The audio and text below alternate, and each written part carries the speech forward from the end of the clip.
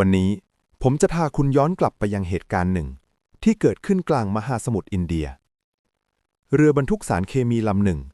ถูกโจรสลัดยึดลูกเรือ21 คนกลายเป็นตัวประกันโจรสลัดถือ AK-47 และจรวด RPG และสิ่งที่พวกเขาขู่ไว้คือถ้ามีทหารเข้ามาพวกเขาจะฆ่าทุกคนบนเรือแต่ไม่กี่วันต่อมากองทัพเรือประเทศหนึ่งตัดสินใจทำสิ่งที่แทบไม่มีใครกล้าทำพวกเขาจะบุกเรือทั้งที่ตัวประกันอยู่ข้างในและถ้าพลาดเพียงนิดเดียวมันอาจกลายเป็นการสังหารหมู่กลางทะเลคำถามคือทำไมพวกเขาถึงกล้าเสี่ยงแบบนั้นและอะไรทำให้ปฏิบัติการนี้ถูกเรียกว่าหนึ่งในปฏิบัติการช่วยตัวประกันที่สมบูรณ์แบบที่สุดในโลก15 มกราคม 2011 เรือบรรทุกสารเคมีซามโฮจิวเวลรี่กำลังแล่นผ่านมหาสมุทรอินเดียมันยาวประมาณ145 เมตรหนักกว่า 11,500 ตันและมีลูกเรือทั้งหมด21 คนเรือลำนี้เดินทางจากสหรัฐอาหรับเอมิเรตส์ไปยังศรีลังกาบนเรือมีลูกเรือเกาหลีใต้8 คนเมียนมา11 คนอินโดนีเซีย2 คนทุกคนคิดว่านี่คืออีกหนึ่งการเดินเรือธรรมดาแต่ในทะเลที่พวกเขากำลังแล่นผ่านมันไม่ธรรมดาเลยเพราะบริเวณนี้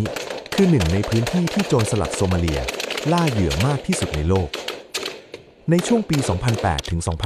2012 โจรสลัดโซมาเลียปล้นเรือพาณิชย์หลายร้อยลำพวกเขาไม่ได้ปล้นแค่สินค้า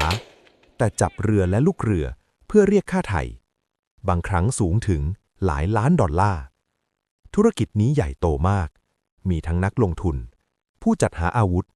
ผู้วางแผนโจมตีและกลุ่มโจรสลัดที่ออกทะเลสำหรับพวกเขาเรือพาณิชย์1 ลำคือเงินก้อนใหญ่และในเช้าวันหนึ่งซามโฮจิวเวลรี่กำลังจะถูกเลือกเป็นเหยื่อเรดาร์บนเรือตรวจพบจุดเล็กๆอยู่ไกลออกไปตอนแรกมันดูเหมือนเรือประมงแต่ไม่กี่นาทีต่อมาจุดนั้นแยกออกเป็นสปีดโบ๊ทหลายลำและพุ่งตรงเข้าหาเรือทันใดนั้นเสียงปืนก็ดังขึ้นโจรสลัดยิง AK-47 ขึ้นฟ้าเพื่อบังคับให้เรือหยุดไม่กี่นาทีต่อมาพวกเขาใช้บันไดเหล็กปีนขึ้นเรือภายในเวลาไม่ถึง10 นาทีเรือถูกยึดลูกเรือ21 คนกลายเป็นตัวประกันแต่โจรสลัดไม่รู้ว่ากัปตันของเรือกำลังทำบางสิ่งที่จะเปลี่ยนเกมทั้งหมดกัปตันเซออกแฮกินรู้ดีว่าถ้าเรือไปถึงโซมาเลียลูกเรืออาจถูกจับนานหลายเดือนหรือหลายปีดังนั้นเขาจึงตัดสินใจเสี่ยงเขาเริ่มบังคับเรือให้แล่นแบบซิกแซกเปลี่ยนทิศทางอยู่ตลอดเวลาเพื่อถ่วงเวลาและพยายามให้เรืออยู่ในหน้าน้ำสากลให้นานที่สุดแต่คำถามคือ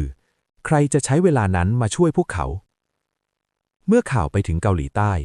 ประธานาธิบดีลีเมียงบักออกคำสั่งทันทีให้กองทัพจัดการสถานการณ์นี้กองทัพเรือจึงส่งเรือพิฆาต ROSK โชยองออกไปบนเรือลำนี้มีหน่วยคอมมานโดประมาณ30 นายภารกิจของพวกเขามีเพียงอย่างเดียวช่วยตัวประกันแต่การบุกเรือที่มีโจรสลัดและตัวประกันอยู่ด้วยกันคือหนึ่งในปฏิบัติการที่ยากที่สุดในโลก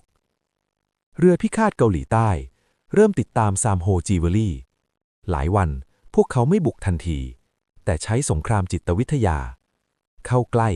ถอยโลกโจมตีหลอกและยังรบกวนสัญญาณวิทยุเพื่อไม่ให้โจรสลัดเรียกกำลังเสริมได้แผนของพวกเขาไม่ใช่แค่บุกแต่คือทำให้ศัตรูอ่อนแรงก่อน18 มกราคมโจรสลัดเห็นเรือพาณิชย์อีกลำหนึ่งอยู่ห่างประมาณ11 กิโลเมตรพวกเขาส่งโจรสลัด4 คนลงสปีดโบ๊ทเพื่อไปปล้นทหารเกาหลีใต้เห็นโอกาสหน่วยคอมมานโดพยายามเข้าประชิดเรือแต่เกิดการยิงต่อสู้ทหารเกาหลีใต้3 คนได้รับบาดเจ็บภารกิจต้องยกเลิกแต่นั่นทำให้กองทัพตัดสินใจว่าครั้งต่อไปจะต้องบุกจริงคืนวันที่20 มกราคมบนเรือพิฆาตไม่มีใครหลับคอมมานโดเตรียมอาวุธซ้อมแผนทุกคนรู้ว่านี่ไม่ใช่แค่ภารกิจแต่เป็นเกมชีวิตและเช้ามืดวันรุ่งขึ้นพวกเขาจะลงมือ21 มกราคมเวลา 04:59 นาทีก่อนพระอาทิตย์ขึ้นปฏิบัติการเริ่ม สปีดโบ๊ท3 ลำพุ่งเข้าหาเรือเฮลิคอปเตอร์ลิงส์บินสนับสนุนคอมมานโดปีนบันไดขึ้นเรือและทันทีที่พวกเขาขึ้นไปเสียงปืนก็ดังขึ้น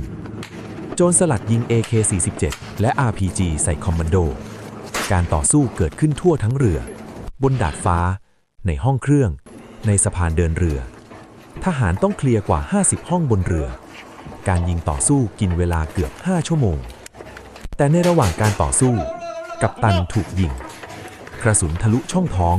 เขาล้มลงเลือดไหลแต่ยังมีชีวิตเขาถูกส่งตัวด้วยเฮลิคอปเตอร์ไปโรงพยาบาลทันทีและในอีกไม่กี่นาทีการต่อสู้กำลังจะจบหลังการยิงต่อสู้โจรสลัดเสียชีวิต8 คนและถูกจับ5 คนลูกเรือ21 คนได้รับการช่วยเหลือทั้งหมดปฏิบัติการนี้ถูกเรียกว่า Operation Dawn of Gulf of Aden และมันถูกยกให้เป็นหนึ่งในปฏิบัติการช่วยตัวประกันที่สำเร็จที่สุดในโลกกลางมหาสมุทรที่ดูเหมือนไม่มีใครควบคุมเรื่องนี้พิสูจน์ว่าแม้จะอยู่ไกลจากแผ่นดินหลายพันกิโลเมตรถ้ามีคนกล้าพอกฎหมายก็ยังตามไปถึงแม้แต่กลางทะเล